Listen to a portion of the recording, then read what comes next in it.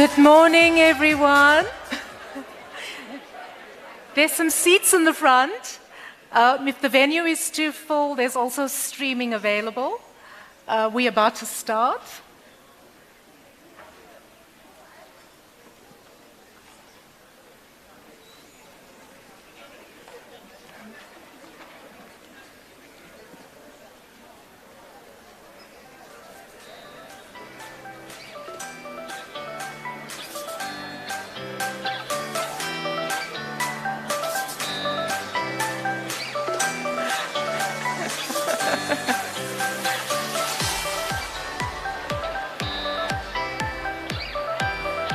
Good morning. My name is Vinnie Pillay, and I'm the Chief Director for International Resources at the South African Department of Science and Innovation.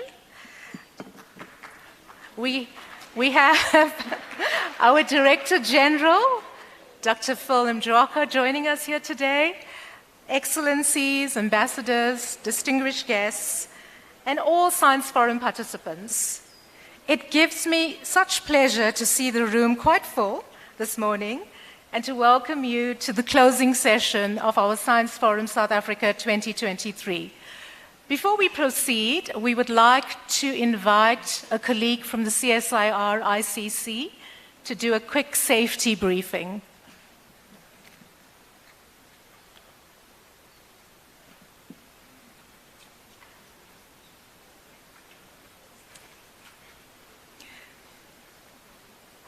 I don't see it, so maybe we'll continue. Okay. As we draw to the close of the Science Forum 2023, it is heartwarming to see so many friends of Science Forum. Many of you know we went virtual and online in the last few years. And the Science Forum is about igniting conversations about science. And it's in no small measure over the last few days, we've noticed activity, we've noticed networking. There's been a real buzz at the exhibition area, in the panel discussions, in the networking receptions, and that's what we wanted for the Science Forum. So we are very pleased that this is part of the result of this year's edition of the Science Forum. Over the years, the Science Forum has evolved to become a premier platform for public engagement on science, technology, and innovation in South Africa. And of course, it continues to hold a strategic place in the calendar of global STI events. The theme for this year's event has been igniting conversation about science, people, partnerships, priorities for the Decadal Plan. And if you look around, and you would have noticed from your engagements, we've attracted a variety of stakeholders, ranging from policymakers, academia, civil society, youth, women who have engaged in the debate, and have networked and hopefully created opportunities for implementation to address our challenges, not just nationally, but globally as well. For this year, we've had about 4,500 registrations. The week kicked off with a set of side events, 27 side events hosted by various partners, both internationally and nationally, which set the scene for some of the discussions taking place under the Science Forum program.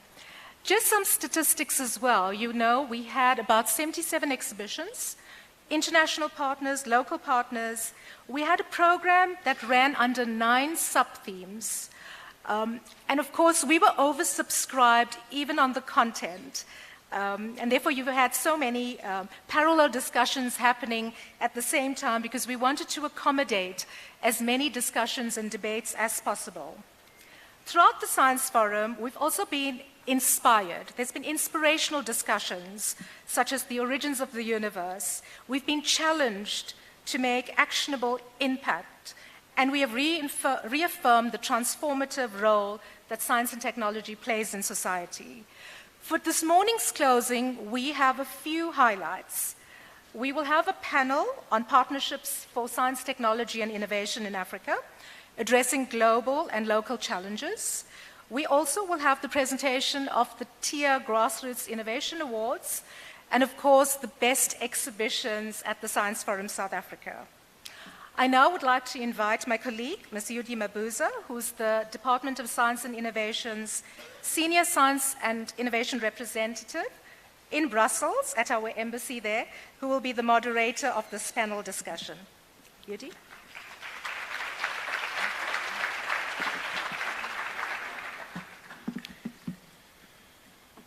Distinguished guests, ladies and gentlemen, good morning to you all. As my colleague has just introduced me, I'm Yudi Mabuza, and I'm the Senior Science and Innovation Representative based in Brussels. I'm honored to do this moderating this exciting session, which is a very dynamic, but also the final session for the Science Forum. And the session is titled Partnership for Science, Technology, and Innovation in Africa, in regards to addressing global and local challenges. It is well known that in addressing global challenges such as climate change and infectious diseases, food security, and so forth, international science partnership is important. It is further known that Africa faces a range of local challenges that vary across countries and regions, such as poverty and inequality, amongst others. Therefore, does African science need international cooperation to progress?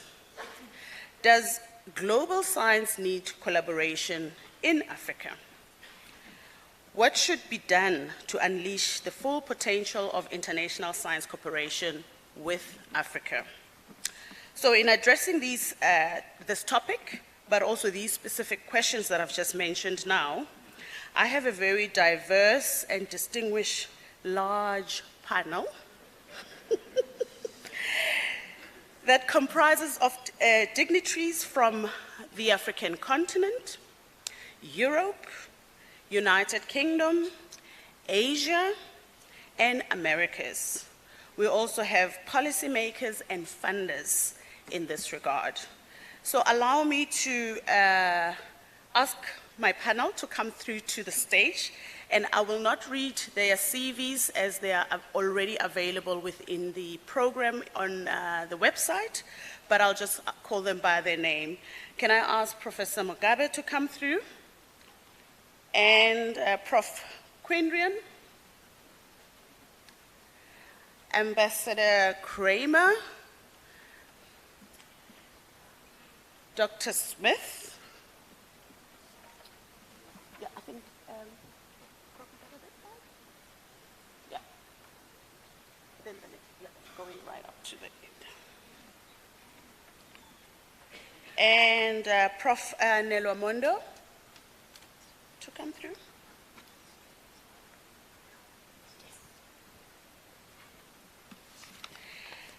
Then I have Dr. Steinfeld. High Commissioner Philipson.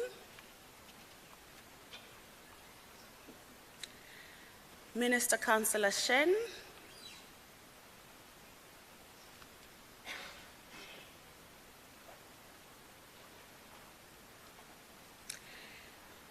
Dr. Kosi Gardner.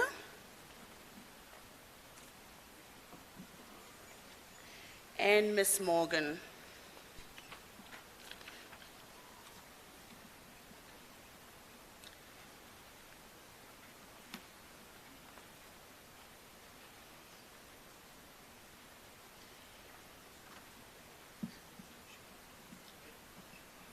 Thank you. While we get them all settled.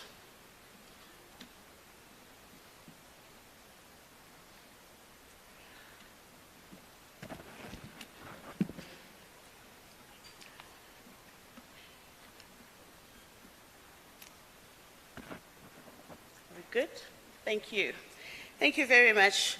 So I will allow our distinguished panel to just give us their thoughts and inputs to the questions that were raised in regards to partnering with Africa on science. And I'm going to start first with Prof. Mugabe. You've played and are continuing to play a crucial role in the development of Pan-African strategies for science, technology, and innovation, including through the current role that, at the African Development Bank. Do you think that international partnerships are important for Africa? And if yes, how should they be best organized? Thank you. Yes. Can you hear me? Yes. Thank you. I have learned over the years that all protocols are observed. Are we on?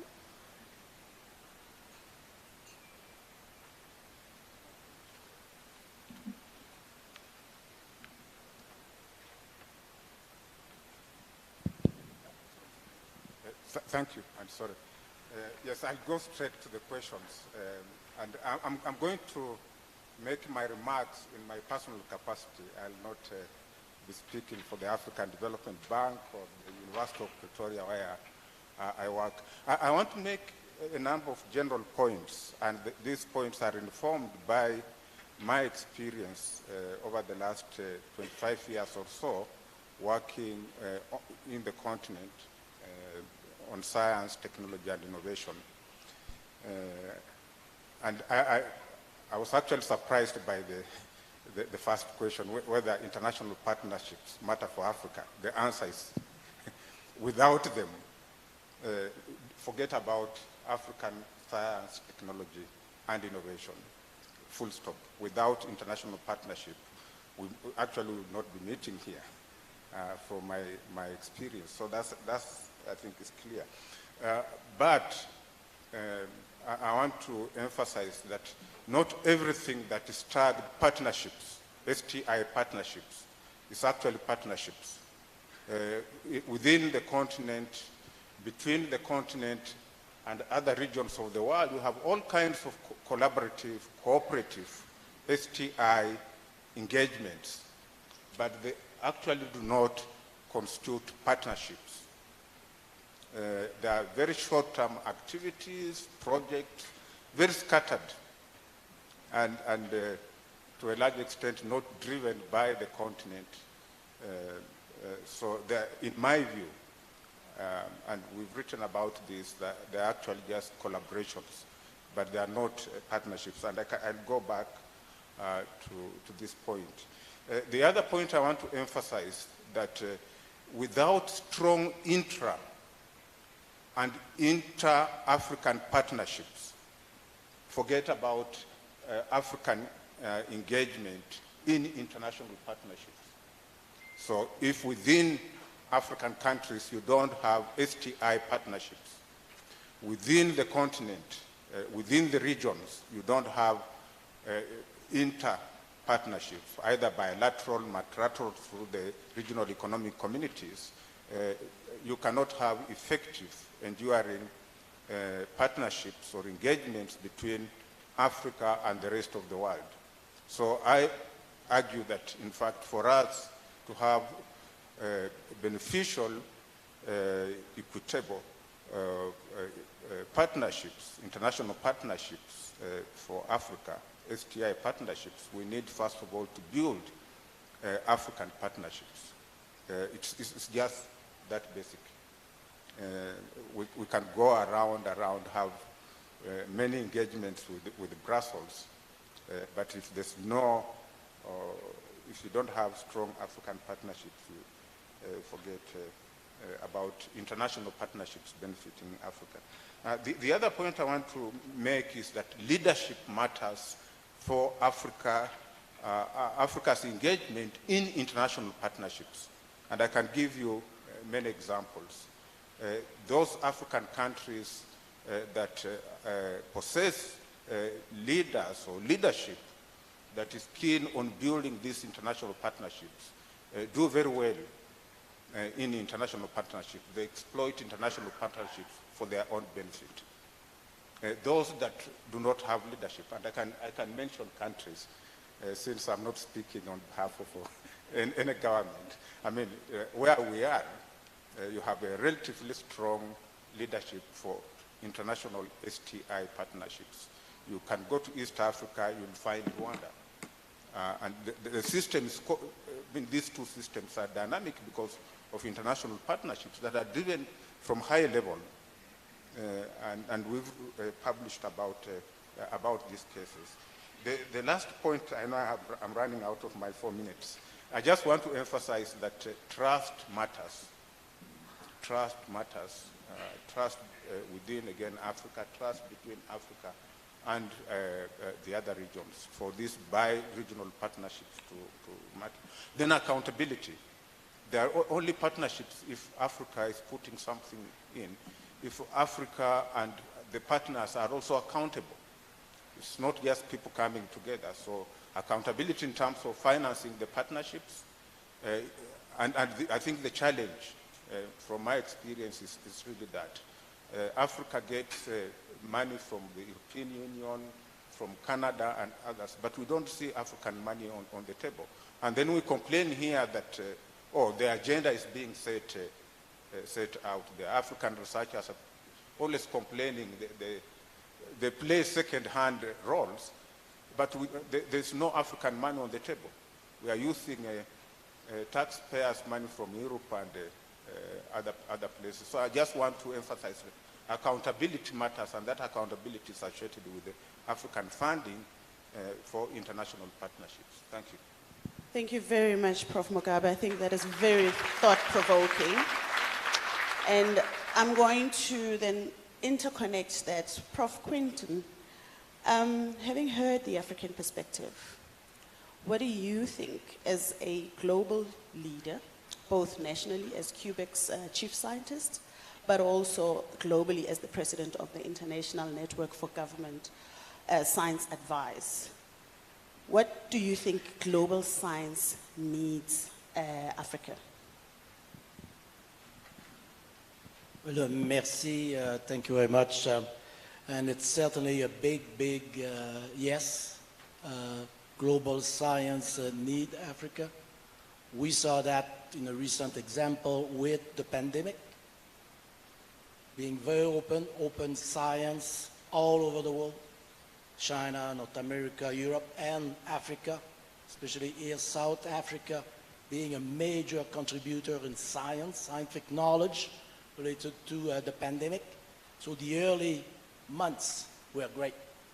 Then after that, if I may, politics sink in and borders start to close. We have to learn from that. We cannot repeat that. We have to be very open.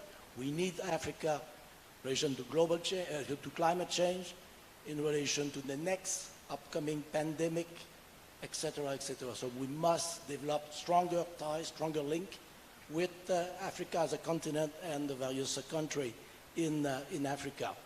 With my hat as Quebec Chief Scientist, first we have a partnership with various countries in Africa, various funding organizations here in South Africa with NRF, but also with Tunisia, Senegal, Rwanda, and Morocco, and we're open for business. And really there we try to be as equal as possible.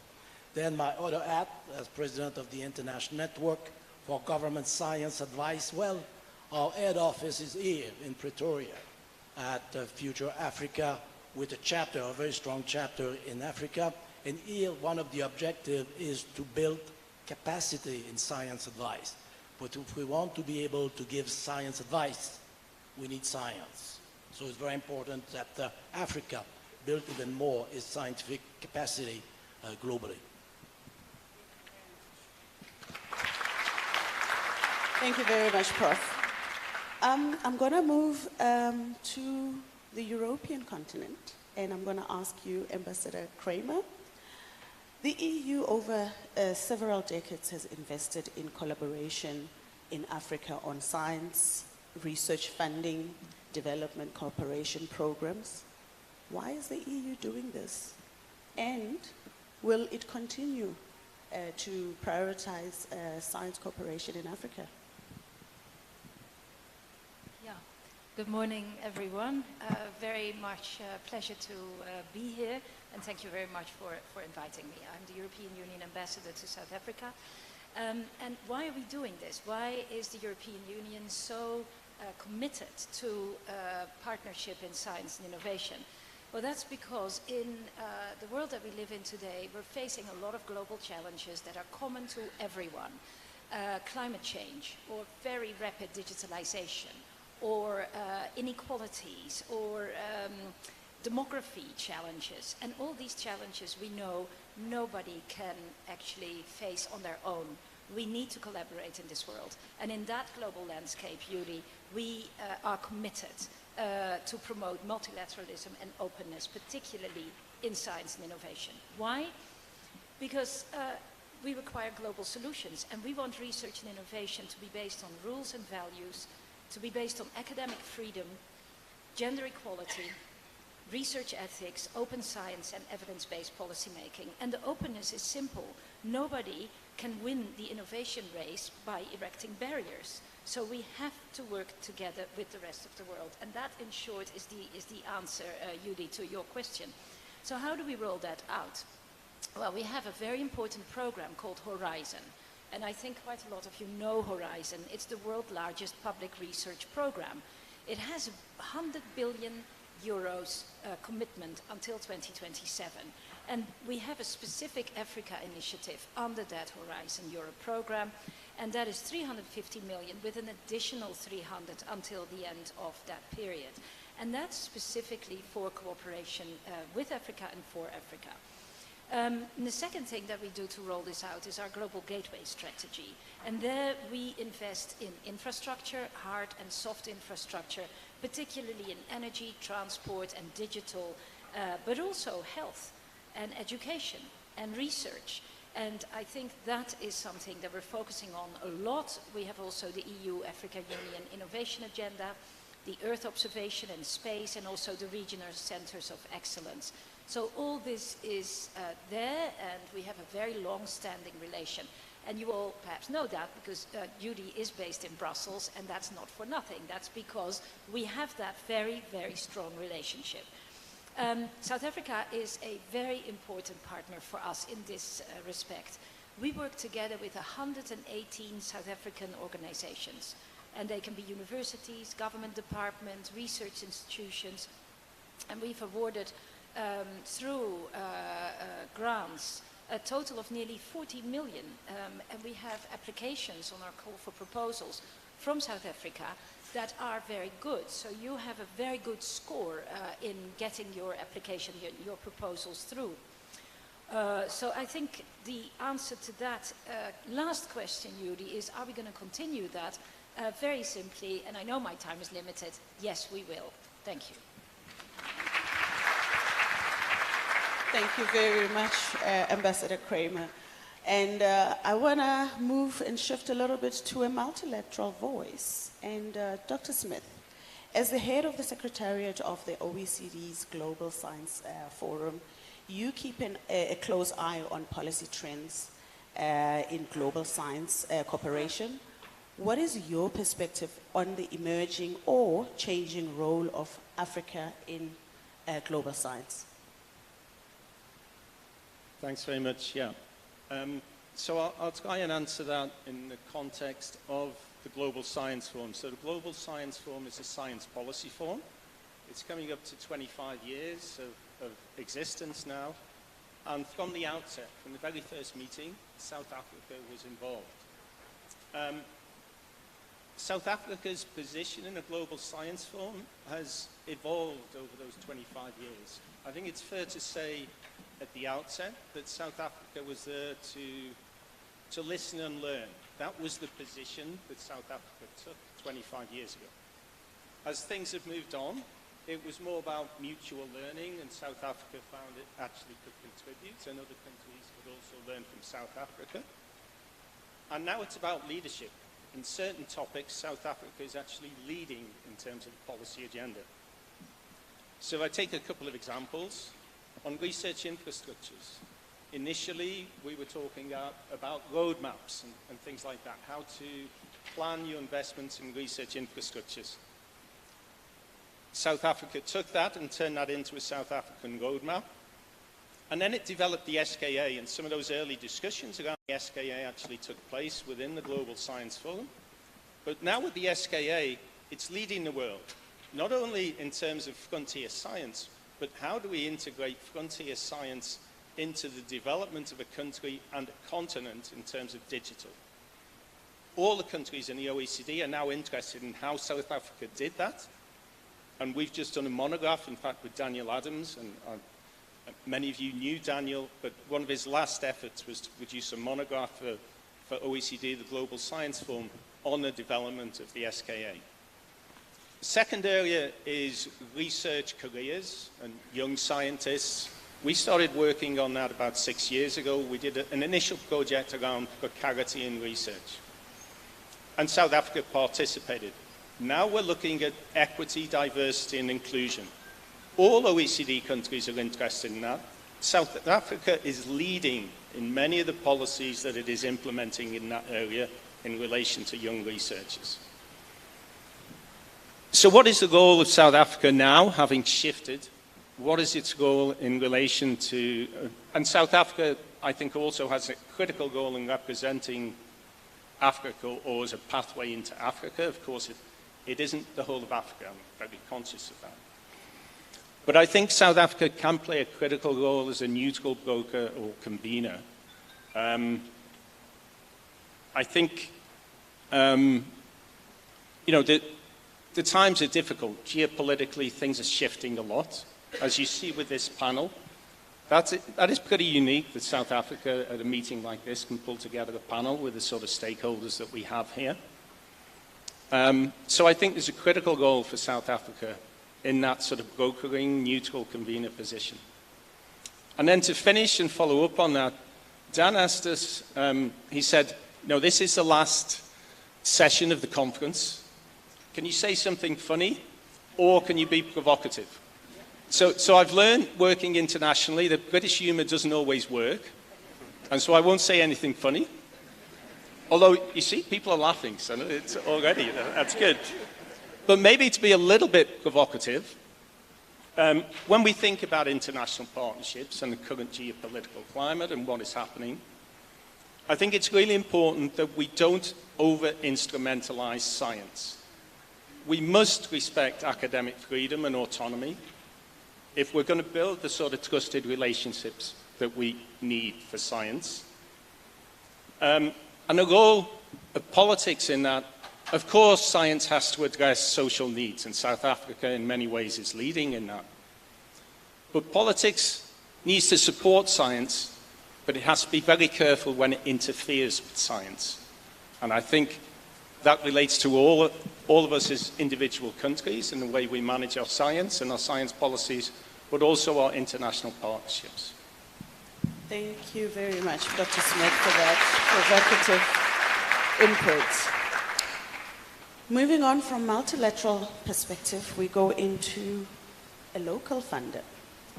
And Prof. Nelomondo, you head South Africa's National Research Foundation, which is one of Africa's largest public funders of research. The NRF also has an extensive portfolio of international partnerships. Why do these matter to you, and what are your future plans to co-invest with partners? Thank you very much, Madam Moderator. That's a very loaded question. And you are not giving me enough time to break it down, but I'll try in the next 4 minutes. Esteemed colleagues, just to give context before I jump to the question, the NRF's mandate is largely in 4 areas. The first one being to support human capacity development and research in all areas of science. The second one being to develop, support and maintain the national research facilities. You mentioned the SKA, but it's all these big research facilities that cannot necessarily be placed in one particular institution. We also have a mandate that talks about the promotion of public awareness, but more than that, to have the public engage with science. And lastly, promoting the development, the maintenance of the national science system, and ensuring that all the government priorities can be supported effectively. So when you come to the issue of partnership, which is a question that you're asking me, there are a few things that if you ask any person anywhere in the world, even those countries that seem to have enough resources, everyone will tell you that we don't have enough resources, we don't have enough funds for research. Almost everyone. I've never seen any country that says what I have is enough. Everyone agrees that we need to make impact in various forms, but the key component is that everyone is chasing making societal impact. You know, science is a social good. You can go on and on around that. Everyone agrees that we need to have our science system sustainable. Sustainability is also one of the areas. And I can go on and on the list of things that everyone in the world agrees on in terms of what we want the science system to do.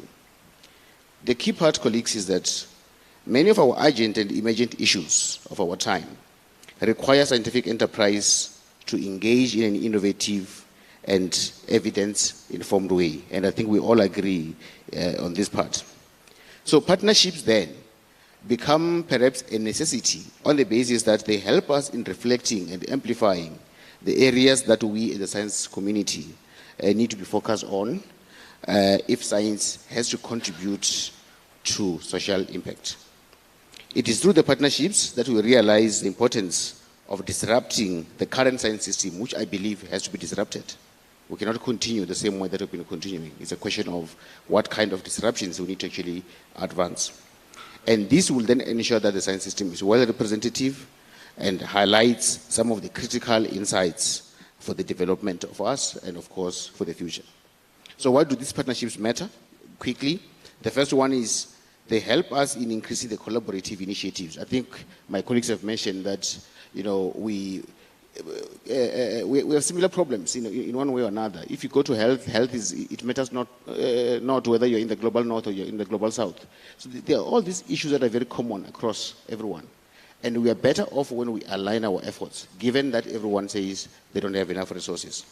Issues of skills development, issues of STI support in various elements, long-term development of, skills of the future. We are talking about AI in various areas. Again, almost everyone doesn't really know how to get the solution uniquely. So we have to work as a collaboration. So therefore, we also have to look into ensuring that the kind of partnerships that we create can be shared.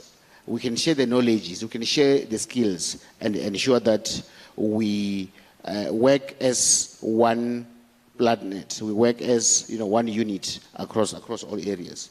So you ask the question around what is the key plan. I think the key plan or the future plan is to ensure that in areas where we have these partnerships, we can support them as much as we can. And this is the area where, from my perspective, we need to then co-invest, where there's a need to co-invest. But there are areas where I think we just have to find ways of, again, administering those kind of assistance that we're getting. Just one example, earlier in the morning, the session before this, we were launching a very good partnership with the Botna Foundation. And that's a very good component where we are saying, let's work with someone who's willing to assist us, and we will just make sure that we manage this and we ensure that the work that the supports can be realized. Thank you. Brilliant. Thank you so much, Prof. Dr. Steinfeld, international philanthropy is a major supporter of science in Africa, especially in sectors such as health. So in light of your experience of working with the Bill and Melinda Gates Foundation, what do you think should be done to make philanthropy even more effective, even more of an effective partner for African science? Thank you. That's a tough one. But I do think that, well, first of all, let me just demonstrate. We were told, as has been pointed out, not to be a little unreserved, to be provocative. So, on that note, philanthropy, I think, is really different. As opposed to government or NGO or private sector funding, I think philanthropy is uniquely well positioned to be a little catalytic, a bit of a troublemaker. Thus, we tear up our science. I think one thing I'd like to point out is that it's clear to the Gates Foundation and to other philanthropies that it's all here. I mean, you've got all the resources you need. And, science is not only, as many have said, not just about resourcing, it's about impact. And from the meetings that we've seen, here, this room full of folks, and the convening power evidenced by this fabulous panel, it's all here. You've got all the tools you need to make this happen, and the donors will align. And I think the big thing is that, yes, of course we need partnerships, because that's what's going to bring the disciplines together, because it's going to take transdisciplinary approaches to solve the world's most pressing problems. They've all been referred to, whether it's climate or unemployment or pandemics or migration. Everybody knows what the problems are, but the resources are all here to find the solutions to those problems. And don't doubt it, the world is afraid. The overdeveloped world knows they need Africa.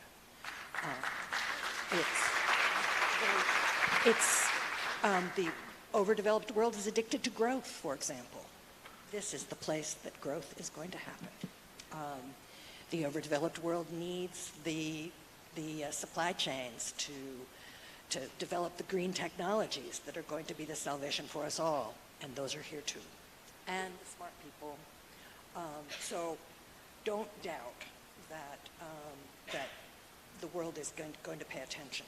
But the more you can align, as has already been said, with not just inter-institutional, but inter-country, regional, continental, global partnerships, the more people will listen. And co-owning your research results and making them into reality is also going to depend on those partnerships. So co-opt everybody and get them engaged and make them aware that they need to listen. Thank you very much, Steve. I'm going to move over to the UK. High Commissioner Phillipson. The United Kingdom is also a historic partner for African science and innovation. In recent years, instruments such as the Newton Fund were successfully supporting cooperation in the continent. What plans do the UK have in building on this foundation? Thank you very much indeed. It's a real pleasure to be here. I just would like to start by congratulating everyone from the Department of Science and Innovation for hosting what is clearly another successful, thought-provoking, provocative science forum, and it's great to be here with you all this morning. I don't think I've ever spoken on a panel of 10 people. I've certainly never spoken seventh on a panel of 10 people, and I completely endorse and agree with everything that the previous 6 speakers have said, and will try and attempt to say something that they haven't said. But no, it is a real pleasure just to have a few minutes to talk about the imperatives that we place as the UK on our science and research partnership with South Africa, but also from South Africa with the rest of Africa. It is just fundamentally important, as everyone has said. We all know that strengthening international collaboration, I mean, I think the first question that was asked is, do partnerships matter? You could have just said yes, and we could have wrapped up and gone for lunch. But anyway, since we're still here, you know, in an increasingly contested, complex, fast-paced world, dealing with all the challenges that have been mentioned, the only way out of it is going to be through scientific and innovation partnerships. And I completely agree that those partnerships are all here in Africa, and that is why it's just such a pleasure to do the job that I do with a number of people across the South African system.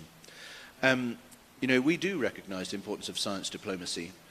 We recognize the importance of these partnerships that are going to bring us together, building bridges between countries, fostering goodwill, just so essential actually not just for science, but our broader diplomatic and economic and political partnerships. Finding common ground, understanding how we're going to agree these priorities, and then deciding what to actually do about them rather than just talk about them, is of course the real key to all of this.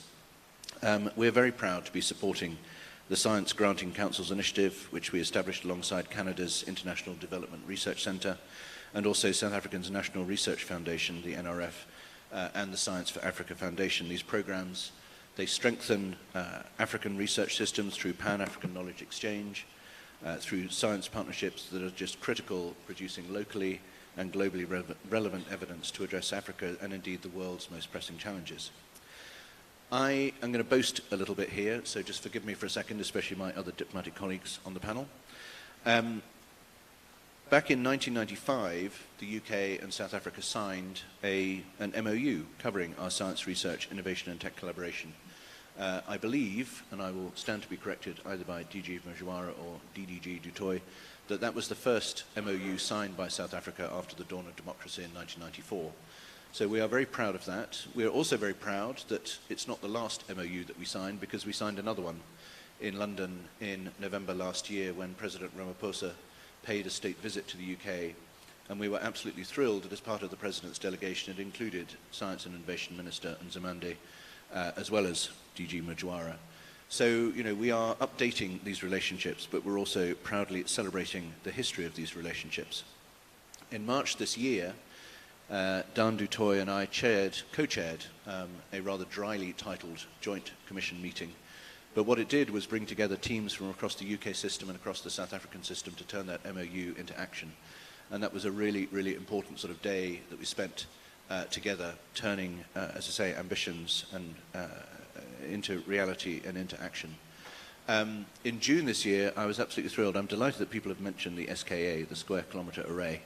I had the pleasure of joining Minister Nzimande and DG Mujawara for a visit to the SKA organisation headquarters in Jodrell Bank. Now, Yudi, you're giving me a bit of a wave and a bit of a hook, but I'll finally turn to your question, which is about the Newton Fund. The Newton Fund just did great work, and we are we are looking to build on the platform it created. Over the last couple of months, we have announced in various stages a new programme called the International Science Partnerships Fund, through which we are going to spend £337 million, or almost 8 billion rand, between now and 2025. And that is the short answer to your question. The detailed answer, which I'll not go into, you'll be delighted to hear, is that we're going to take all of the conversations that we have had in rooms like this today, all of the relationships and partnerships that we have developed with the South African government, to decide how we are going to roll this out here in South Africa. There will be more detail on that, and I look forward to further events to celebrate it. Thank you. Thank you so much, High Commissioner. We really appreciate that. And I'd like to shift gears a bit and move to the Asian continent.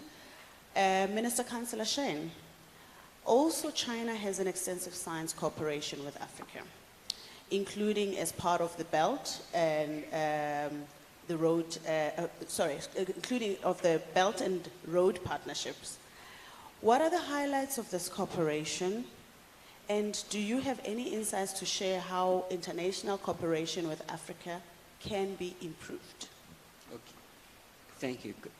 You see, African continent not only face the global challenge like climate change, food security, and public health, and also you have your own epic challenge like poverty problem and infrastructure, and also some education.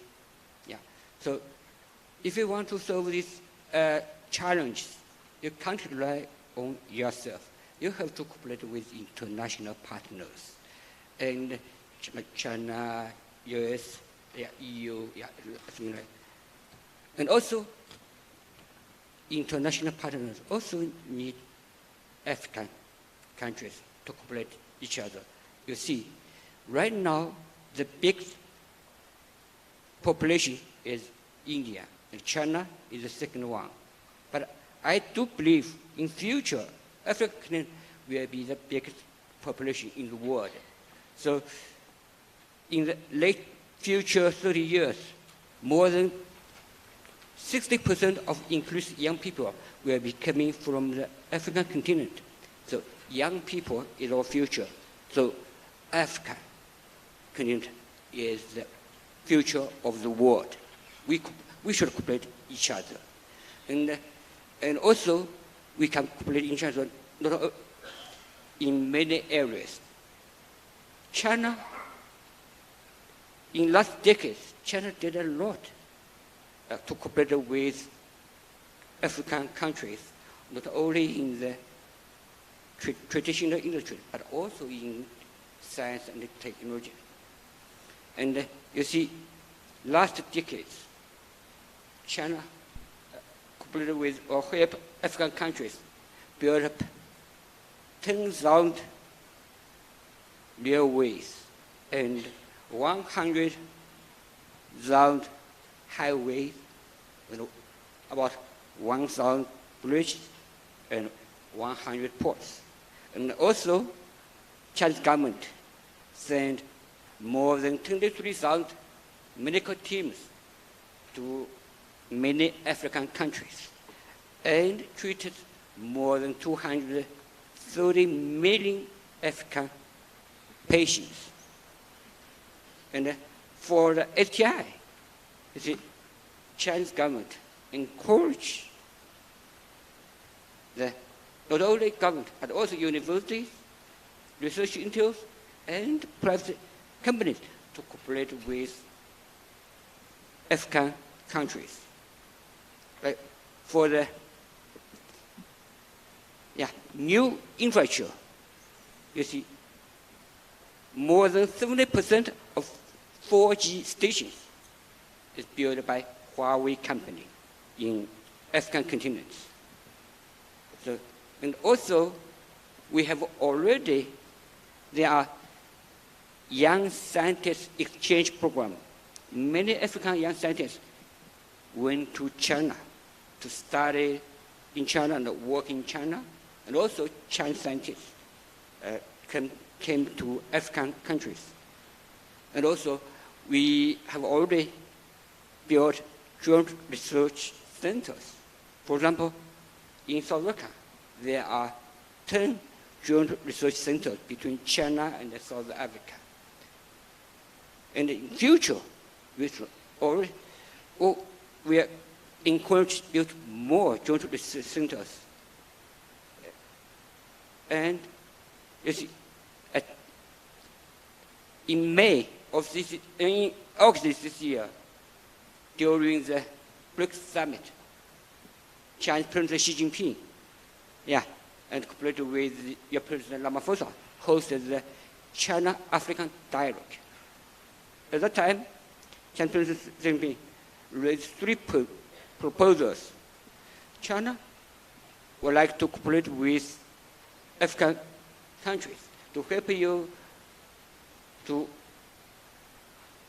develop the industry, modernization, and modernizing agriculture and also talent development. Just last month, Chinese government organized the Belt and Road International Science and Technology Conference and launched the International Science and Technology Cooperation Initiative, and also launched the 4 Spatial Action Plan. So in future, China will cooperate with countries alongside the Belt Road, especially African countries, in 4 areas: green and sustainable development, space, information, poverty alleviation, and innovation and entrepreneurship. So I know in South Africa you face your 3 challenges: jobless, poverty, and inequity. In China, I just give you an example. Just Alibaba, one company, they developed the spatial platform for the digital economy. And just one company create 8 million jobs in China. So if you want to develop the digital economy, you have your policy, you want to develop your digital economy. We can work together, cooperate each other, help you to develop the digital economy and also create new jobs. And also, for space science, China now have already developed Beidou navigation system and also launched many remote sensing satellites. We can cooperate each other, use this platform to help you to develop the smart cities, smart transportations, smart agriculture. So, in what? We can do a lot in science and technology cooperation. And also, I would like to give you some suggestions how to improve the cooperation between China and African continents. First, you have to open your policy, open and reform. I know you have a painful memory of colonial history, but now we have already reached the 21st century, so you're a bit open to the world. You have to make a new policy, welcome the foreign investors, welcome the multinational companies to come here to invest here, and encourage multinational companies to build the R&D centers in here. And also, you have make special incentives to support STI cooperation between foreign countries and African countries. Thank you. Thank you very much, Minister Councillor. Greatly appreciated. I'm going to shift gears again, and I go back to a philanthropic organization, Dr. Kosi Gardner. Earlier today, the foundation partner in South Africa's National Research Foundation, together with the Human Sciences Research Council, announced a very exciting new partnership. Can you tell us a bit more about the cooperation and how it aligns with the views of the panelists on cooperation with Africa? Thank you very much. So first, it's bad news because I really subscribe to very much to everything what was said. And it's difficult to be provocative, but maybe I want to reveal something. In my discussion with you know, when you are at the foundation, everybody asks you how you can do to get money. And, and some people from Western or some high-income country ask me, okay, now we really are frightened because organizations from Africa or low-income countries, you have raised the bar and you get the money directly. So I think you can be proud of that. And I really experienced this in this collaboration that is starting. So basically, who is Fondation Botnar? We are a Swiss philanthropy foundation, and we engage for the well-being of young people. And we really try to take what we call a basic principle that we have is this relational approach to well-being, which really is about being collaborative, being respectful of the context, and having a systemic lens. So basically, it's then in the nature of our work to really move and empower and really get the leadership of what's happening within the context that we want to support. We are in 5 or 6 countries in Africa, but about 11 countries worldwide. And we have 2 major initiatives now going, one in collaboration with UK government, which is the big mental health initiative, which is the largest initiative for the mental health of young people, which is led, a piece of research is going to be funded and from the content led by the Science for Africa Foundation. And now YouGood, and here we are, we have entered this partnership. We take our time, because partnership, as you mentioned, Professor Mugabe, it's not the same thing as collaboration, but it takes time. It took us 2 years to install this partnership. The foundation, it's taking time. We work also in some cities, like in Tanga, in Tanzania, and we really invest in the long term to start to build the trust, and really from the context, take across the sectors, all the stakeholders together, and they divide, they define their priorities, their agenda, and then we try to fund and try to adapt to what they really need. So I think, yes, we need the collaboration, and we need that it takes place here, because you are owner of your needs and your problem, and you have the resource to deal with them. So together, we can move this. So I just want to subscribe also, because I was in another meeting led by the Velux Foundation, how we can develop the capacities of and support and research. But what you said, representing the Bill and Melinda Gates Foundation, yes, we align together, founders, we align together, but also you, if you align together to show what you expect and needs from founder, you are going to be much stronger. So I think the networks are going to be crucial. Thank you very, very much. We've gone around the world, and we're coming down back to the continent and very close to our region. And I want to lastly ask Ms. Morgan, you're playing a pioneering role in establishing the science, technology, and innovation programs of the Southern African Development Community, which is SADC.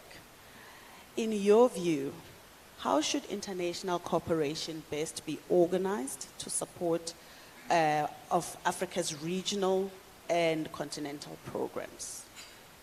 Thank you, Yuri. Good afternoon, everybody. I think, as the British High Commissioner said, I'm the 10th speaker, so I endorse everything that all the speakers have said. No, but thank you, Yuri, for the question. I think, as all the partners have expressed in terms of partnerships, I think my view is that partnerships are evolving. They are changing. We are seeing the landscape change from historically how partnerships have been designed or brokered. And I say this within the context of SADC as a multilateral organization. I think we use SADC as a multilateral organization. Firstly, I would like to say that we should not underestimate the value of multilateralism, the power that multilateralism has, the power of multilateralism to bring voices together, to bring different decision makers together. to co-create. We were in a session this morning talking about co-creation in terms of policymakers. And we've seen this over time within the context of SADC. We've got a big agenda that we want to achieve as a region. I'd like to give an example of some of the partnerships that we have formulated. We have designed what we call the dialogue forums, which we call working groups. And these dialogue forums are like think tanks, and we are embracing bringing back the idea of think tanks, because think tanks have a key role to play, be it independent think tanks within the region. That these forums include all funding partners, which we call international cooperating partners, and we design them sector-based, so in ICT sector, in the water sector, in the health sector, in the infrastructure sector. So, for example, I'll take, in the water sector, we've got the dialogue forum, which meets twice in a year, and this is all the funders that come together in one room, and we discuss priorities, for example, related to water, regarding the SADC integrated water strategy. And then we ask voluntarily for partners to say who would like to co-chair the forum for the next 2 years with the Secretariat. And then, for example, Germany has been the co-chair for the water sector with the Secretariat. And we design what we call multi-annual plans for that priority sector. And we give budgets, but we also have a monitoring mechanism in terms of what it is we're going to implement for the programs. I'd like to give another example of a program we are implementing called Support to Industrial and Productive Sectors. This is a 5-year program that was launched in 2019, and it's a partnership between SADC Secretariat, the European Union, and Germany through GIZ. And it's focusing on developing 2 value chains, the ARV value chain and the leather value chain. And for the first time in the negotiation of the program of action for that partnership, we integrated issues regarding science, technology, and innovation. So for the first time, we awarded innovation grants in SADC concerning leather value chain and the AR value chain. As I speak, the grantees are here. We've invited them. They are part of the Science Forum, and we've funded projects in the leather value chain and in the ARV value chain. And these projects are looking at local issues within the value chain. I take example, the leather value chain, where the project is between Zimbabwe and Tanzania, because we put it as a criteria that it must be more than one country. And then we work with the local SMEs within the leather value chain and the leather associations.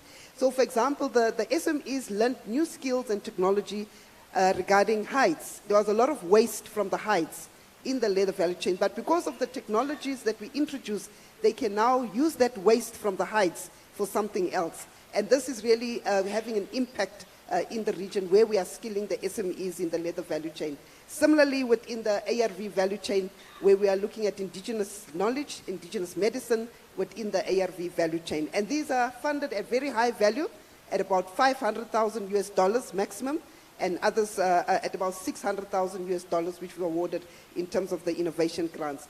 Part of the same program, we've also built capacity on intellectual property, because we've also integrated intellectual property within the value chains to say how we can capacitate the SMEs, the industry, but also the policymakers around intellectual property.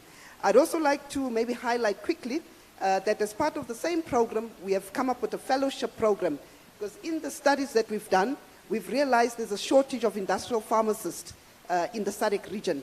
So we've identified that we need to build the capacity of industrial pharmacists. So we've identified a fellowship between 3 universities, Wits University, University of Zambia, and the Kilimanjaro School of Medicine. And as we speak, the fellowship has been launched. The students have traveled between the 3 universities, and we've brought in private sector in this fellowship. So we've got 3 pharmaceutical companies, one from Mozambique, one from Zimbabwe, and one from within South Africa, who are supporting the fellowships, so that these fellowships, the students will then do internships in those pharmaceutical companies. But taking it further, University of Zambia was teaching industrial pharmacy, but they don't have a laboratory to teach the pharmacists. So we are building a laboratory on industrial pharmacy at the University of Zambia as part of this program. And that's the value of partnerships in terms of collaboration. Thank you. Brilliant. Very, very thought-provoking inputs that we've received. but I want to allow this time to have the audience engaging with the panel.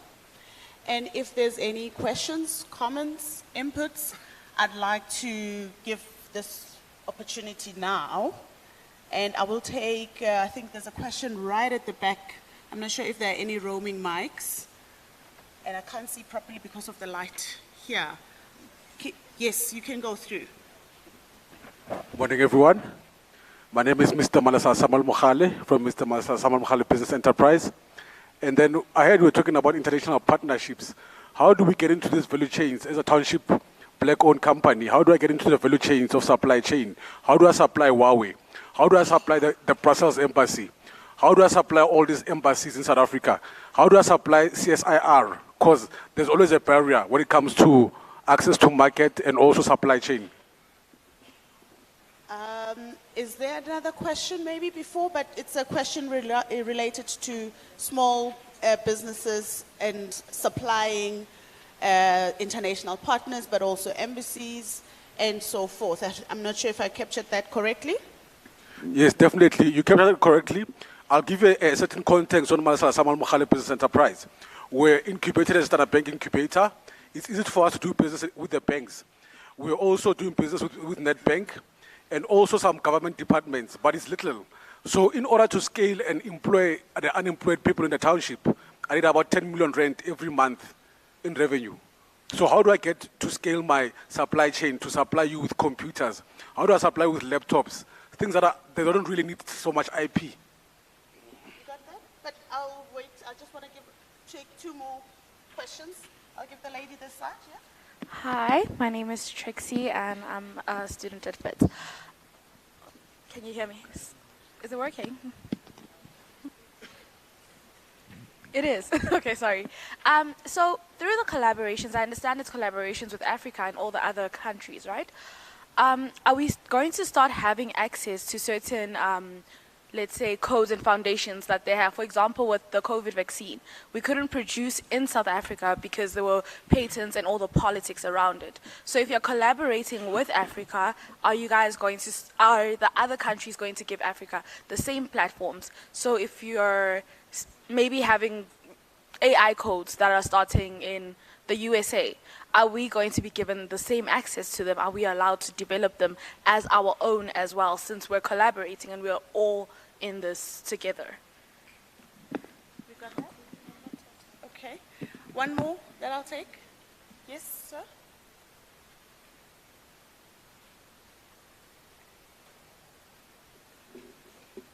Thank you. My name is Mpho Madisha, and I'm basically interested in the idea that there is no free lunch, and I'm interested in how collaborations, when they happen, how do we balance the need for the different institutions to retain a competitive edge while fostering the obvious need of collaborating. So I just want to hear how that balance can be maintained with the understanding that all institutions, all countries, they do have some lobbying to create partnerships with certain countries, South Africa in particular, and very well understanding that there's no free lunch. Yeah, thank you. I will allow the panelists to answer the three questions, and then I'll give another round after this. I think the first question, is there anyone who would like to take that? Or did you all hear it properly? Yeah. Yeah. I think it's on. Okay. For the improving supply chain, you see, right now China is the biggest manufacturing country in the world. Chinese government always, ask all countries in the world can open to each other, not close to each other. And if you want to improve the supply chain, every country should open to each other. And also, if you notice, just in last week in Beijing, China organized the supply chain exhibition in Beijing. We help the world how we can cooperate each other in improving supply chain. And also we would like to cooperate with South Africa and also other African countries. For example, for your medicine pharmaceutical industry, for the raw materials, you have to more than 60% raw material, medical material, you have to import from China, and about 40 you have to import from India. So we can cooperate each other, not just import the materials. We can cooperate each other and develop the pharmaceutical industries in South Africa. Thank you. Thank you very much. The second one, I think, talked to the balancing the need of competitive edge and collaboration. Any takers in responding to that one? I don't know if it's the second one or the third one, but someone mentioned about no free lunch, and I kind of agree, but by collaborating, by working together, you can have a better lunch. So and one example, especially there is quite a few young people in the room here, having co-direction of PhD program, for example, to have the PhD from a university in South Africa in partnership with the university in France, for example. I think these type of structure open to different type of network and can be a winning proposition for everyone. Okay, just short, 30 seconds, yeah. Please go ahead. No, I just, on the first, because it was very difficult to hear, but I think it was about startups or scale-ups and how you can grow your business. If I'm totally wrong, sorry about that. I just want to say there's some very good initiatives here in South Africa to help startups and to help scale-ups. And there's something called Enrich Africa, which is based in Cape Town, but it is also across Africa, where you can actually find monitoring and help with scaling up your ideas. So that's perhaps one of the answers. And on the second, I think that's very much to the point what you were saying. What we saw, and you reminded us as well on the awful COVID pandemic, is that the continent of Africa was very reliant on vaccines being given to them or for you to buy it on an international market. So in order to have the strategic autonomy, Africa should be able to manufacture vaccines, not for COVID, but for any pandemic that might come our way. And what we have initiated together with France, Belgium, Germany, the European Investment Bank and the EU is a vaccine manufacturing together with WHO, the World Health Organization, also in Cape Town. It's Afrigen and Biovac, and this is really exciting because they are very close. They're in clinical trials now, but they're very close to actually produce mRNA-based vaccines in Africa, for Africa, and that's where we want to go. And free lunch, I agree. Lunch in any case, I agree. Thank you. Thank you. I want to again open the floor for 2 more questions. Yes. My name is Aldis Strubel. I'm the DEC research at University of Mpumalanga. Thank you for the very good panel. There's extraordinary evidence of greater philanthropy and ODA networks that collaborate for greater impact. But my question is, what is the next step to bring supra-networks of funders together, both from the public sector and the private sector? Increasingly, there's only a regional approach or a project approach, although it is funded by a number of funders. But what is your vision for the next step? How do we make funding for partnerships and collaboration truly global? Thank you. Any more takers? One? Okay. Yes. Hello, my name is Butilo Chava. I had a few questions. The first question was, there are quite a lot of Western world countries in the panel, and they quite often discuss the collaborations. But as a high school student, I know nothing of this. They're not touching the ground, and these are the people that they expect to go into the science space, especially STEM careers.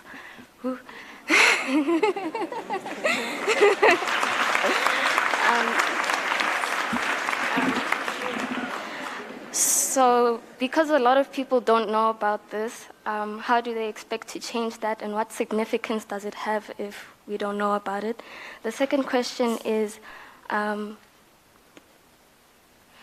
During the COVID-19 pandemic, a lot of Western world countries did change their mindset in the sense that they didn't give African countries vaccines easily. And so my question was, how do we ensure that the Western world does not change their mind in the future? How do we make sure it's not...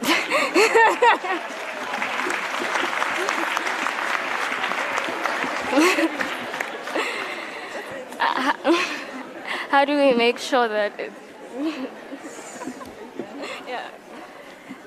Yeah, thank you. That's all, thank you. Thank you very, very much for that young and very provocative question. I'm going to give back to the panel to respond to the two questions. And any takers? Oh. Yes, I'm not going to, the young lady there, very interesting, very complex questions. But I take the view that it's actually in time, only in times of crisis that you determine which partnerships work. Just like good marriages. And it's only during difficulties that you know whether it's really a partnership. And COVID taught us that. So don't get in, and this I think for countries, particularly African countries, don't get into every collaboration thinking that you are going to benefit from it. You have to be strategic. So how do you assess really that these partnerships work, do not work, are not impactful? And I always say, and I'm going to end at this, that some of these collaborations are actually wasteful. They are quite expensive. And we tend to get into all kinds of so-called partnerships. Do we have strategies for choosing which ones work for us? Again, like all marriages, they are quite expensive. So, can we have, as Africa, some strategies to enable us to choose our partners? Because we know, for example, you just don't mix them. There are different cultures. From my experience, you can't mix partners from certain parts of the north with partners from certain parts of the east. How do you manage those? Yes, I think Dr. Smith. Yeah, it's on. Yeah, I'll have a go with the high school student. Yes. Sorry. So what I understood from your question was, how is what we are talking about relevant to you and your stage of learning and thinking? I think it's important. I presume, you've heard of the square kilometer array, and you look at the stars and you're interested in astronomy, for example. It's important to understand that that is built on a huge international collaboration, that science operates internationally. And without that international collaboration, you wouldn't have the square kilometer array. We wouldn't know what was happening in the night sky. Similarly, you've probably heard of the human genome. You've probably done quite a lot around DNA.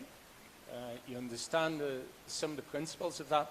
Again, all of that is based on international cooperation in science.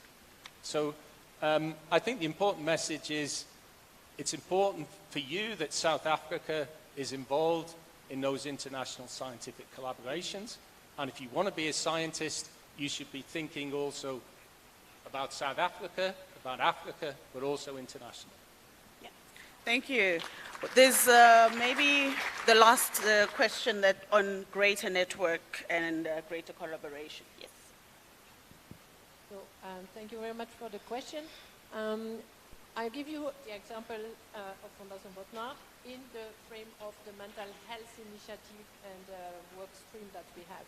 So one point is that we really joined the, for example, Mental Health International Alliance of Mental Health Research Founder, and that we also discuss about the topic and the priorities. But one has to recognize that philanthropic foundations have actually a deed, a purpose. They need actually to also serve this, and it's about navigating these strategic, let's say,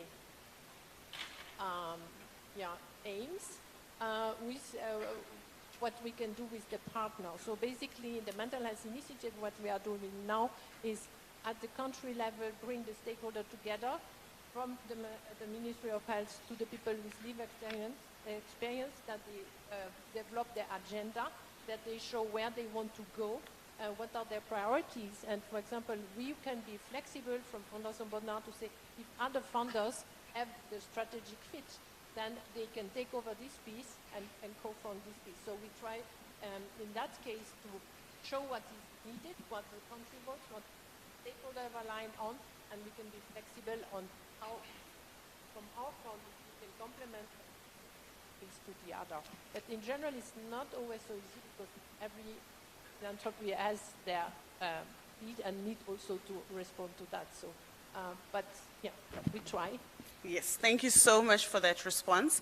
I'm going to now ask, as we close the session, just 30 seconds, please. I also want to answer the partnership, especially for how to develop the regional partnership. First, you have to fund the financial resources from not only inside the country and the African, but also globally. Not only the government financial support, but also you can fund the private financial support, like Gates Foundation.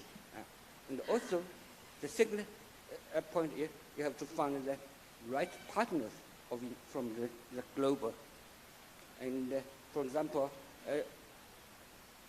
in last 4 years, we helped almost half of public universities in South Africa to fund Chinese partners and let them connect each other and work each other and set up the joint research centers and apply the joint research projects supported by both DSI and the Ministry of Science and Technology. And also, this year we also help manage Children's Hospital in Johannesburg and introduce the Beijing Children's Hospital to them. They let them cooperate each other. So if you want to find Chinese partner, just let us know. We can do our best for you. Thank you. Thank you so much, Minister Councillor.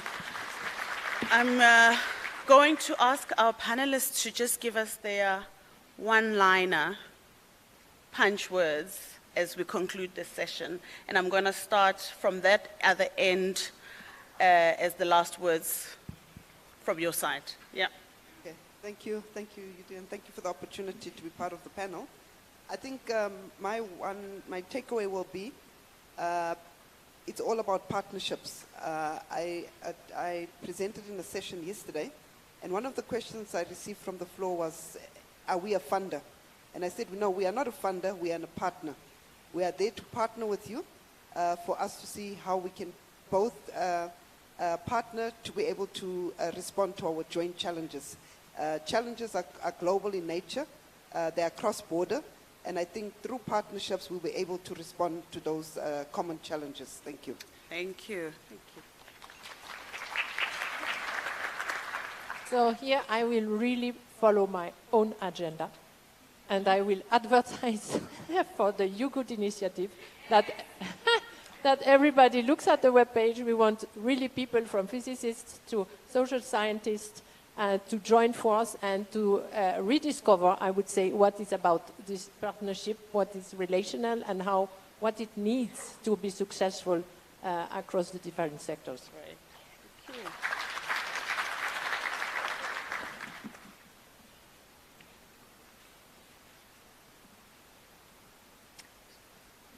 Minister Councillor, one line. Closing remarks. Very short. For closing remarks, I think I do believe that cooperation between African continents with outside of the world will be a very good future, especially in STI area. We have to use the STI to solve the global challenge and also the local challenge. And also, if you just rely on yourself, you can't get the goal. So you have to cooperate with international partners. And China will make not only the government, but also the private area, private company would like to cooperate with South African and also African countries. Cooperate each other to solve the big challenge you faced. Thank you. Thank you.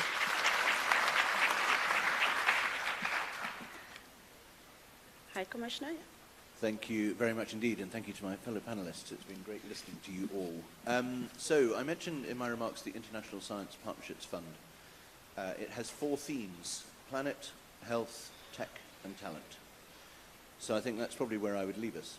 If we don't get those 4 things right, especially if we don't get the first one right, because we've only got one planet. And I'm conscious that as we're sitting here now, there's a rather bigger room of people sitting in Dubai at COP28, for example. Everything we have talked about is going to be fundamental to dealing with those challenges, but we have to decide how we're going to live on this one planet together. Thank you. Thank you.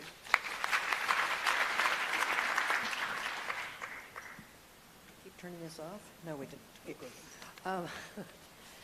Yeah, I would just follow up on that with one thought, that I think we have a big opportunity and a big need to really be courageous in structuring partnerships to tackle the stickiest problems, including climate and all of the pressing social problems, and use those partnerships, structure those partnerships to really right some of the power imbalances that would have been a problem for past partnerships.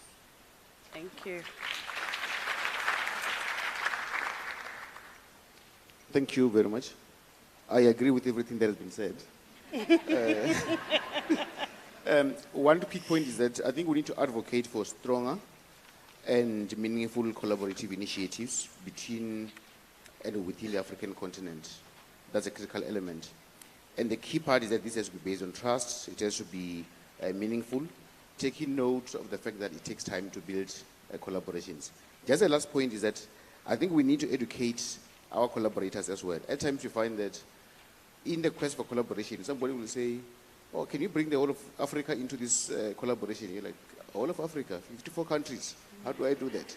Again, it's our duty to educate our collaborators. Thank you. Thank you.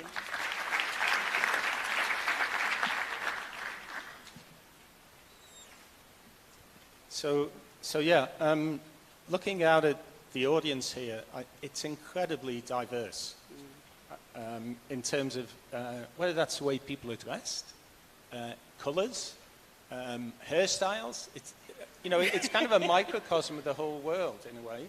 I think that's one of the beauties of South Africa, within Africa, is it is that meeting place. It is the Rainbow Nation. And that's what we need in science. That's what we need for science to address the global challenges, is we need all those different people with all the diversity and all the diverse opinions to be working together. I think South Africa is doing very well on that. It's not an easy track. It's much easier to do things when everyone is the same. But I think you need to continue with that. You need to continue listening and learning from others, but you also need to do more of the leading as well, and I think you're starting to do that. So keep on the right track.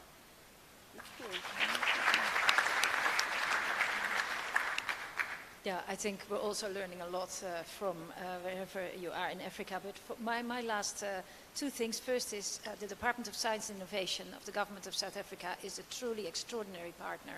And I really want to thank the department because they are really crucial into a lot of things that we're doing. Second, and that is related, we are looking forward to very positive future engagement here with the government of South Africa. And we're discussing that with many departments on green hydrogen, for example, on batteries development, for example, or on critical raw materials. And the foundational stone for that is, in fact, research and innovation.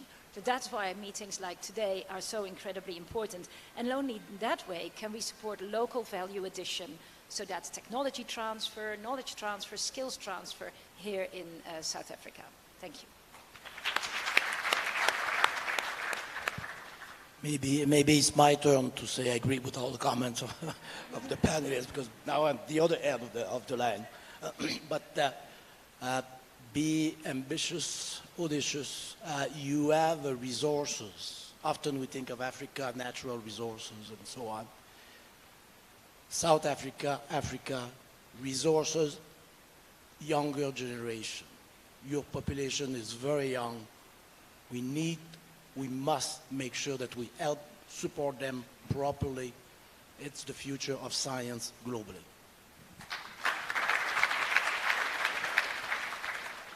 Thank you. Mine are two recommendations. One is science diplomacy. It's very clear to us that STI partnerships are very complex. They are really knowledge intensive.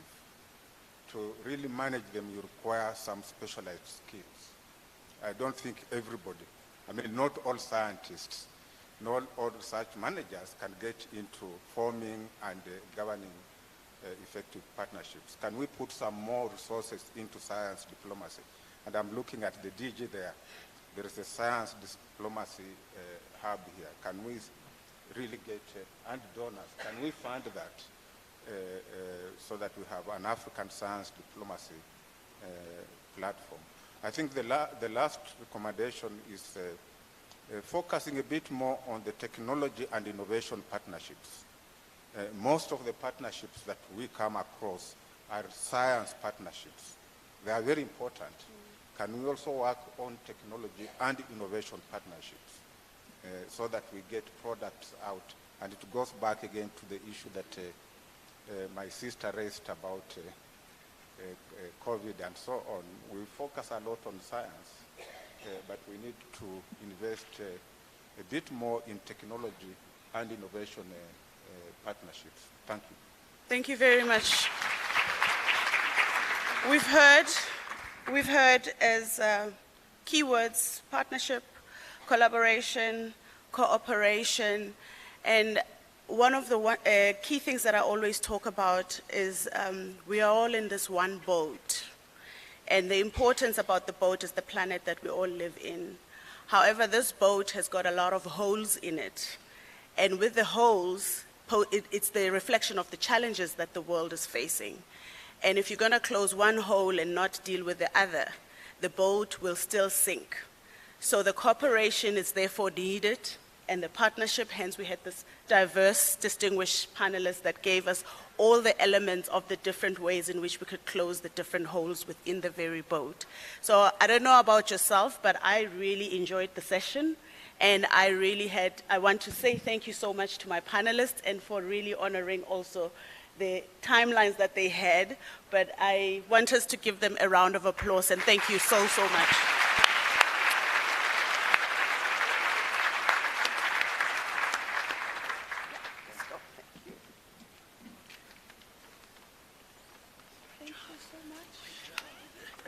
It's not easy with all these people.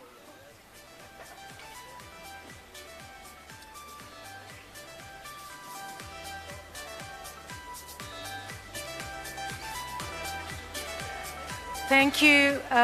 We still have a bit more of our program to go, Science Forum participants. So thank you to Ms. Yudi Mabuza and panelists for an engaging discussion on a very important topic.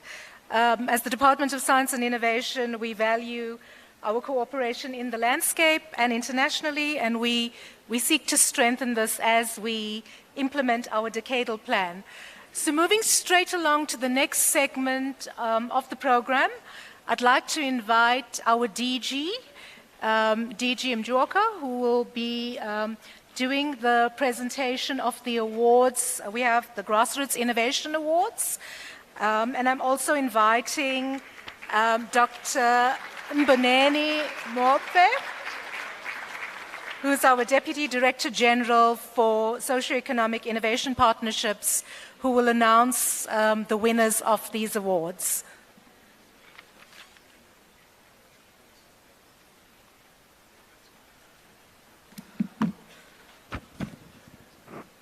Good afternoon already.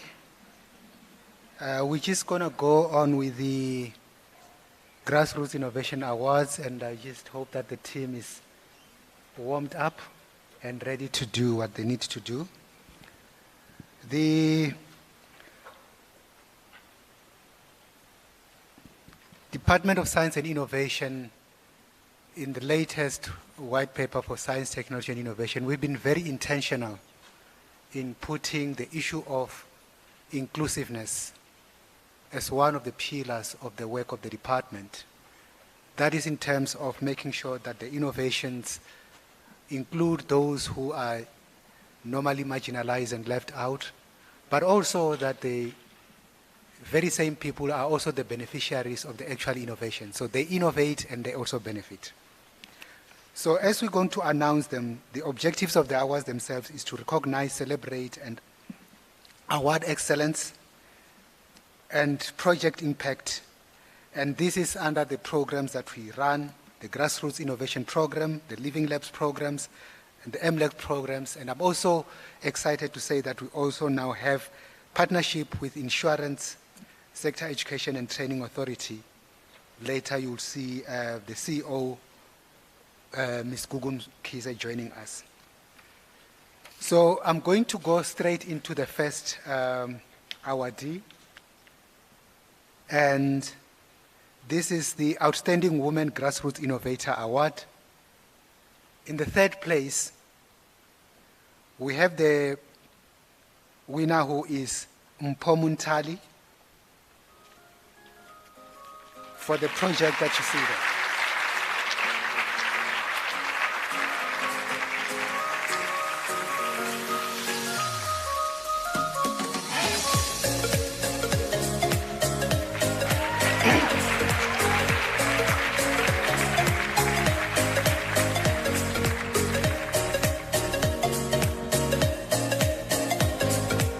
Mpho is going to walk away with 20,000 rands.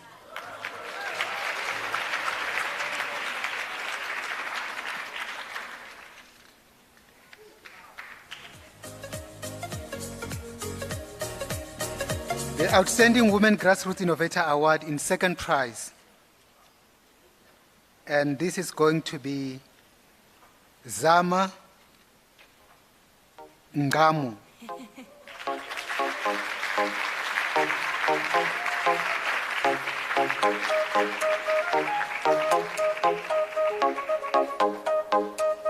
Zama walks away with 30,000 rands.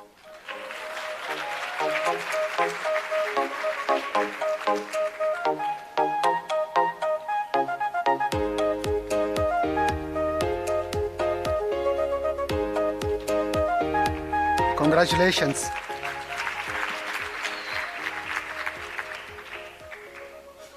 The first prize, and I understand in absentia,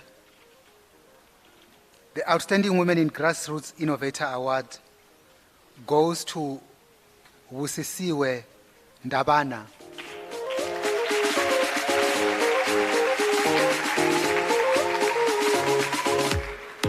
I understand that our very own Wusisiwe Ntuli is going to take advantage of the name and take the award. And Wusisiwe, I don't know which Wusisiwe, is going to walk away with 50,000 rands.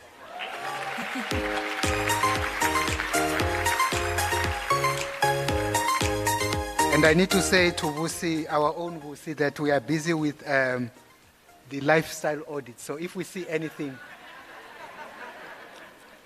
I will know that the 50,000 rand has gone missing. As we continue, the Outstanding Youth Grassroots Innovation Award. Third prize winner, that goes to Mr. Kemisho Matolo.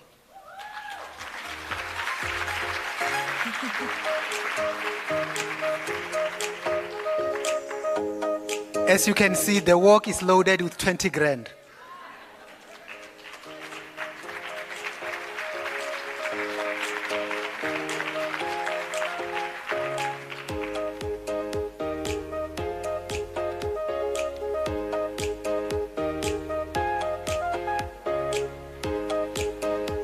So As we read their names, just also have a look at what they have actually delivered because it's being displayed.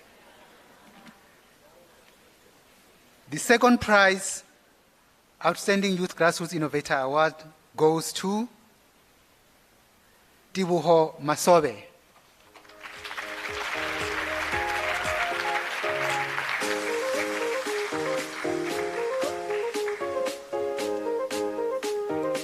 That's 30,000 rands for Tibuho.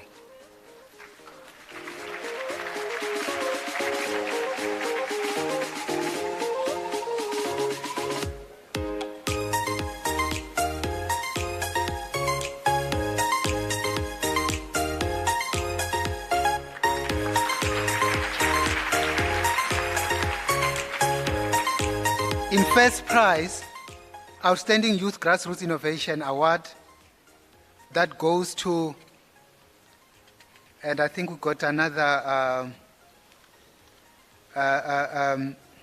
issue here, but we'll deal with that later. Sipiwo Peace Mjwaha.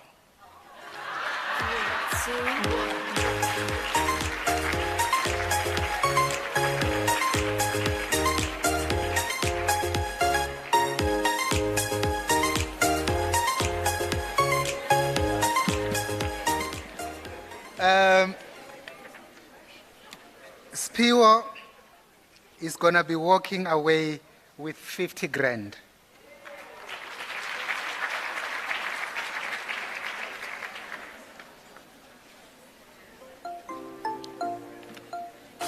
Now we go to the Disability Innovation Award.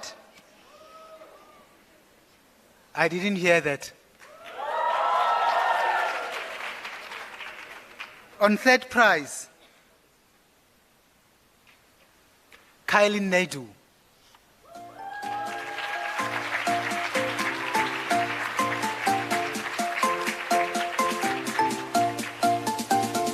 I'm going to repeat what is written there. This is a very exciting one.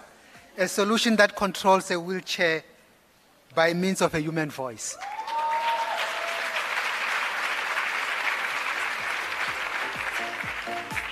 This is a well-deserved 20,000 rands.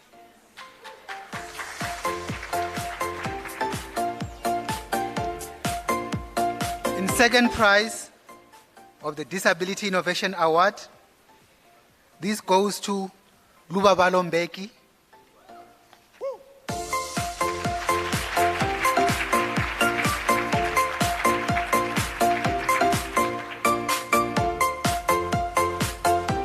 Access is a very important thing in the world that we live in.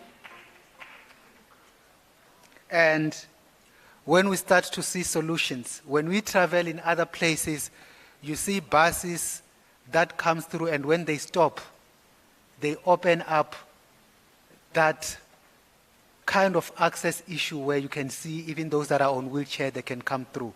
And this solution is going to be one of those exciting ones.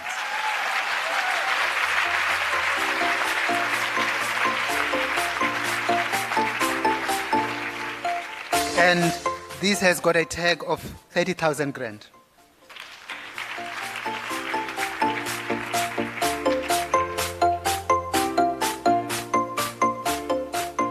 In first prize, the Disability Innovation Award. This is one that I also like very much. It goes to Tie Hotsiane.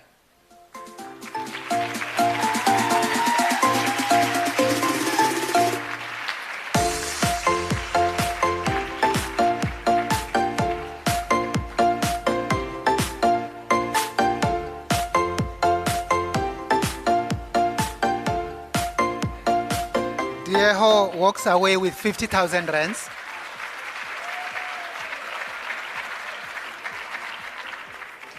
And when we talk about digitization, this is the one innovation that is going to make sure that we leave no one behind.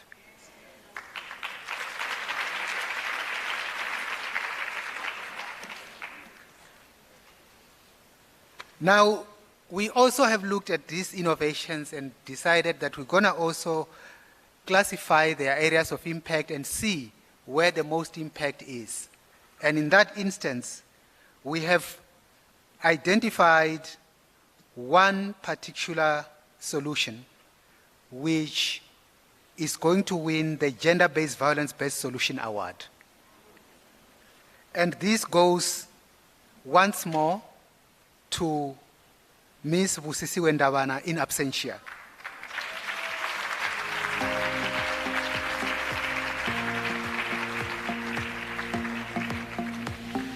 And this earns her another 50,000 rands.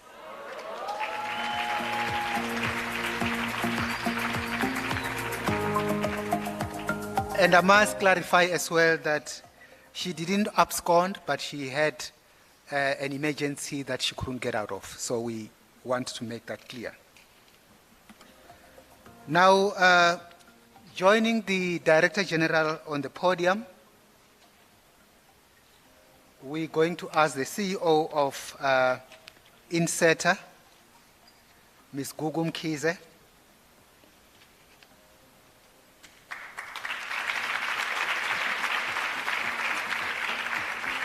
So the Insurance Sector Education and Training Authority and the Technology Innovation Agency joined hands and had an agreement to look at innovation challenges that are in the insurance-related field. So this partnership are about identifying and developing innovative solutions addressing challenges faced by insurance industry and related services sector resulting from the impact of the fourth industrial revolution and the COVID-19 pandemic. So we therefore are, in this instance, being responsive to the challenges that we face even as we move in the fourth industrial revolution. The insurance sector international learning trip of 80,000 rand is the reward. And we have the winner. In this instance, we are going to call Luvuyo Ndiki.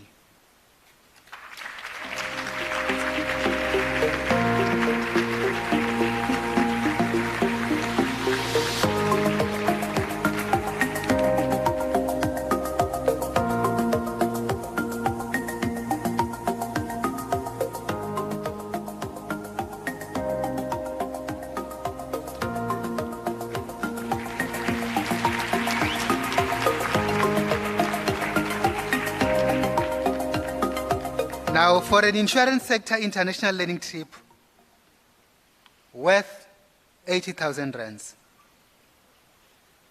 we are going to call Siyabonga Mkholo.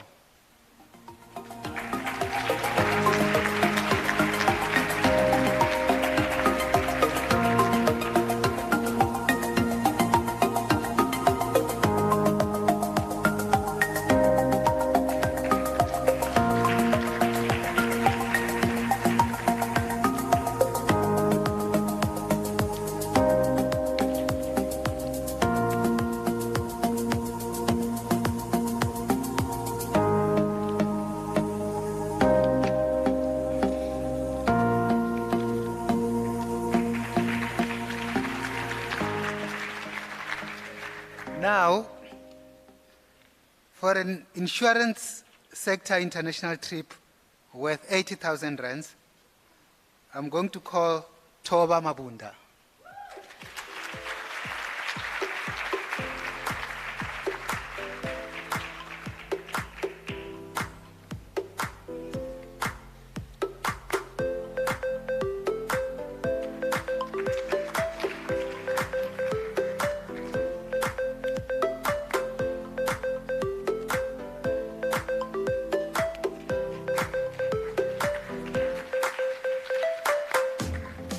And now, for an insurance sector international trip, I'm going to call Tuleka Jazz.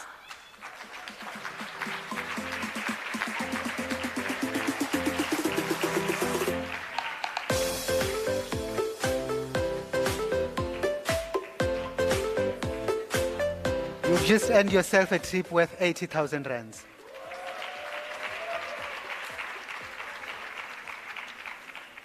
Sorry, an international trip, by the way.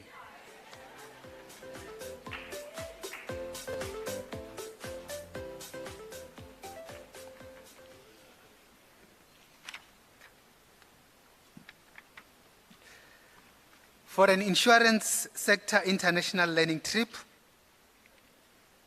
we are going to call Pramod Pentelia.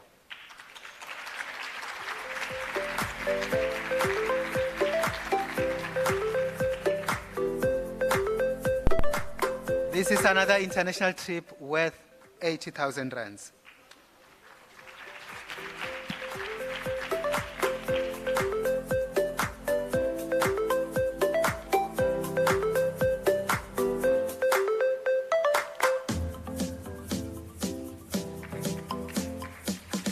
Thank you.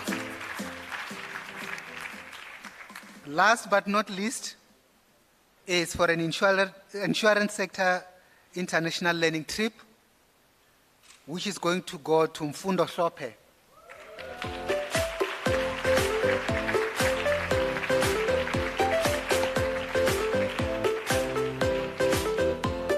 And yes, we are into crypto.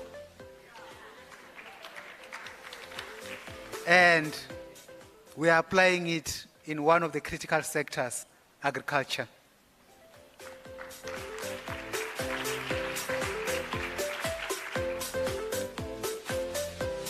Thank you, I'm done.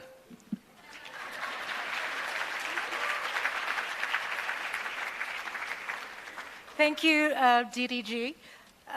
Now we move into a second set of awards. Many of you spent the last few days walking through the exhibitions, engaging with our exhibitors, having discussions about their products, their services, how they contribute to the national system of innovation. And today we'd like to have a recognition of some of the exhibitors at the Science Forum South Africa 2023, and also we will announce the winner. So the first recognition we want to call up to the podium, and DG Mjorka will present an award, is UCT MedTech.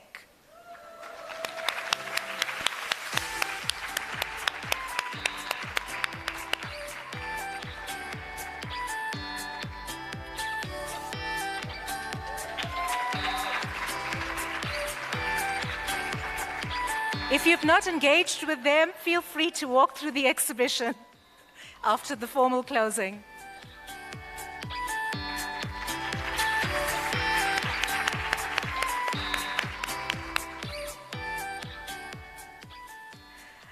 The second exhibitor I'd like to call up, also in special recognition of their stand, is the South African Radio League and AMSATA.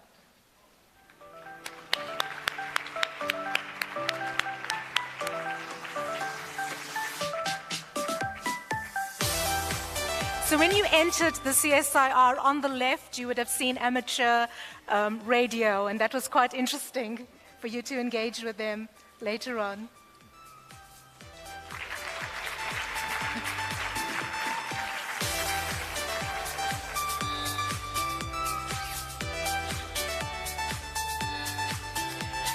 The third recognition is an international partner. This is the Embassy of Finland. Finland celebrated their Independence Day earlier this week, so congratulations.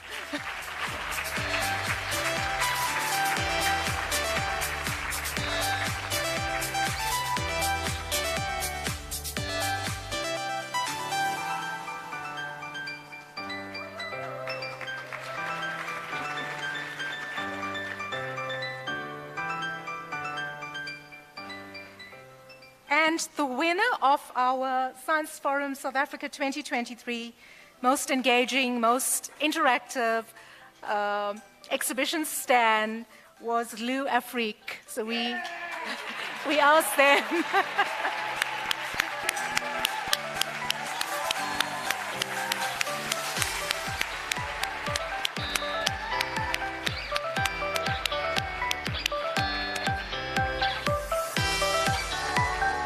Congratulations.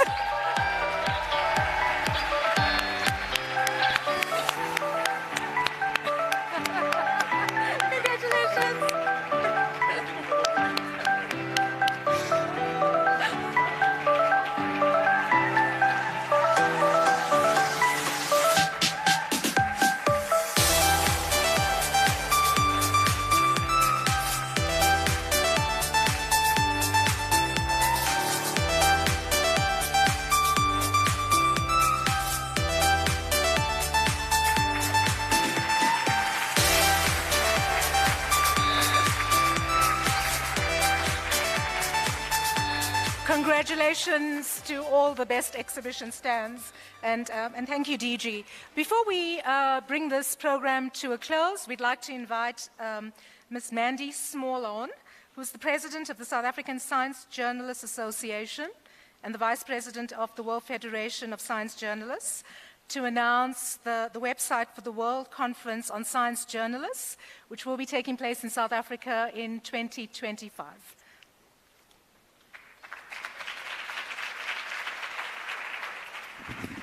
Good afternoon, ladies and gentlemen. I'm here representing science journalists, the people who shine a light on science, who tell the stories about science, who hold science accountable, who make science meaningful to the people who are its beneficiaries, and who very often are the funders, directly or indirectly, of science. So people who serve the science community as well as the public.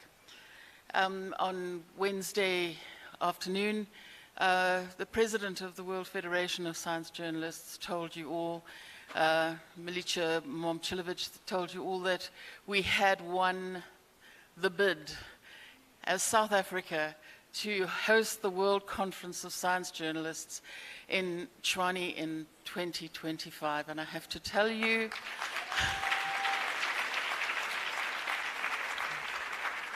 that was an intimidating and terribly exciting moment, because this is the first time this conference has ever been held on the continent of Africa. So it's a real achievement. And while it won't be as big as SFSA, it is probably 1,000 delegates that we will be bringing to this country. And just at a time when we need to support science journalism, just at a time where Africa and the world needs to have the information and the insight into what's going on in science to be able to make informed decisions as citizens about things ranging from climate change disasters to pandemics to whatever. Science underpins so many of the crises and challenges and excitements of our world. So I'm here to announce that we are launching our website, wcsj2025.org. We've been hard at work already with our wonderful partner, Science Diplomacy Capital for Africa, who have been so helpful. And I want to thank them and the World Federation of Science Journalists for their support. I am fizzing with ideas after spending a few days here. And I hope that you will go and look at the website and start fizzing with ideas too, to support, perhaps even to collaborate, to assist with proposals, ideas, things that can help science journalists understand and report science better. And I think that's it from me. 3 cheers for us, and thank you for listening.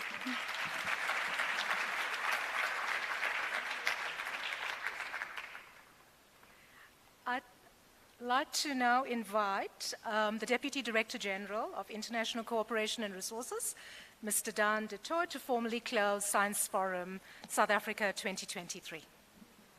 Thank you, Vinnie.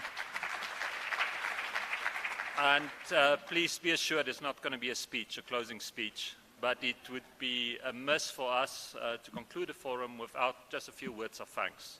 Now, when we as the team met and we talked about this year's forum, we invented the new 3 triple Ps for what will constitute the success, what we needed for the forum. And in the first instance, we needed people. And without people, there is no forum. So in the first instance, I would like to thank everyone who made the time, who invested their time over the past 5 days to contribute to the forum. Specific mention also to our international guests who specifically traveled to South Africa to the forum. So to all forum participants, our most sincere appreciation. And that's all of you.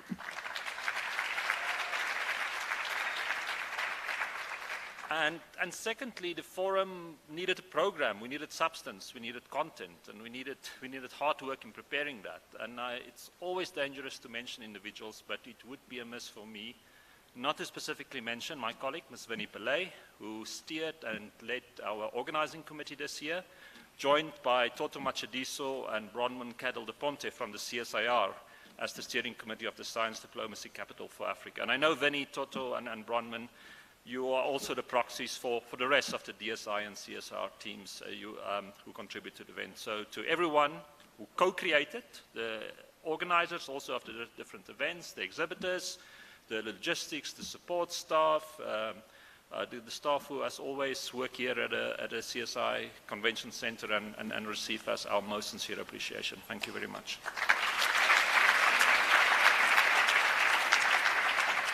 And after the people and after the program, we needed a purpose. There must be a reason why we're doing all of this. And I think Minister Nzimande gave us that reason in his opening speech on Wednesday afternoon. We do this because through science, we want to make a difference. And that's what we did this week. We brought people together, formed new partnerships to talk about science, but most importantly also to inspire action. So that would be my parting words. Let us, yes, we've ignited conversations about science, but let's now proceed to work together to put science into action at the service of our societies. So with that, Science Forum South Africa 2023 formally closes, but please do enjoy the rest of the afternoon with us at the networking reception. Thank you very much.